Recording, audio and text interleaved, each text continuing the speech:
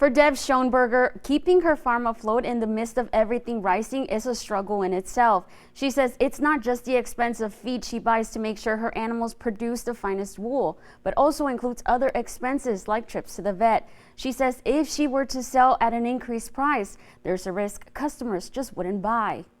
That you can't always mark things up to meet the increased costs of production. Deb Schoenberg owns a boutique-style farm in Lexington where she raises merino sheep and alpaca, later using their wool to produce other goods. I not only sell raw fleeces, I put them into manufacturing at fiber mills and then pay for the actual processing myself. So I have finished products to sell if I needed to or wanted to as part of my business model. I also sell it to a co-op, but they're based upon the quality of that raw material.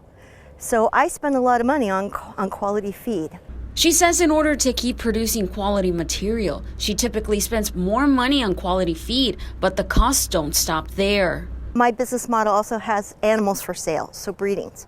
So the cost of animals is another increased cost.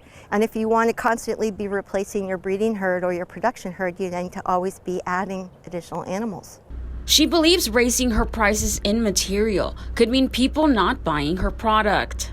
So as a producer of the raw material, I don't get to charge more money for products based upon increases in my cost. It's whatever the market will bear. The annual expenditure is about $60,000.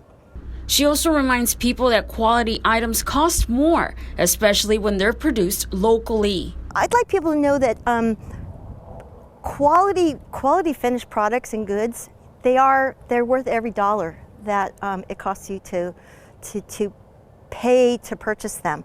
Because when you look at all of the effort that goes into manufacturing and coming up with a raw product, there's so much that goes on behind the scenes that you just don't recognize, that you don't see. And it really demonstrates the commitment to a sustainable lifestyle and sustainable practices for consumers. Now, Deb also adds that working in forestry, then being able to have her farm is a way to give back to nature, producing wool for clothes and other items. For now, Ana Medina, ABC 36 News.